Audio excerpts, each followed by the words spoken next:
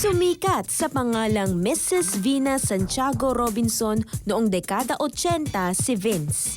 Naging kontrobersyal dahil kauna-unahang transsexual o nagpalit ng kasarian sa pamamagitan ng operasyon dito sa Pilipinas. Mula ulo hanggang paa, babaeng-babae si Vince. Napakaganda ko nung araw. Ang confidence ko sa kagandahan ko nung araw, hindi ako matatakot tumabi kay Rufa Gutierrez, kay Charlene Gonzalez, isama po pa si Dayanara Torres. At sabay-sabay kami mag-two-piece, lalaban ako. At taong 1997, nakasal sa isang British national si Vina.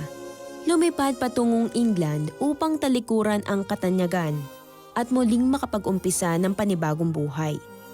Akala niya ay nasa kanya na ang lahat.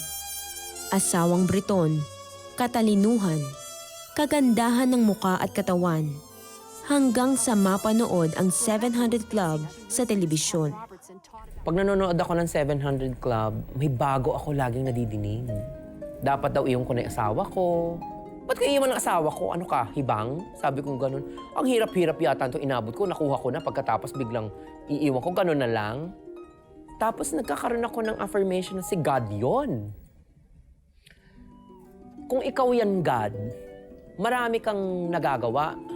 Kung yan ang gusto mo, gawin mo. Pero hindi ako gagalaw. Kung gumawa ng paraan, gumawa nga naman ng paraan. At nagising nga ang puso't damdamin ni Vince sa katotohanan. Pinili ni Vince ang nararapat sa paningin ng Diyos. Kung kaya't matapos ang 6 na taong pagsasama, iniwan niya ang asawa. Muling bumalik sa Pilipinas upang alagaan ang mga magulang. Sa kanyang paglapit sa Diyos, unti-unting hinubad ni Vince ang maskara ng kanyang pagkababae. Hindi ko lang mailagay sa words ang talagang relationship with God.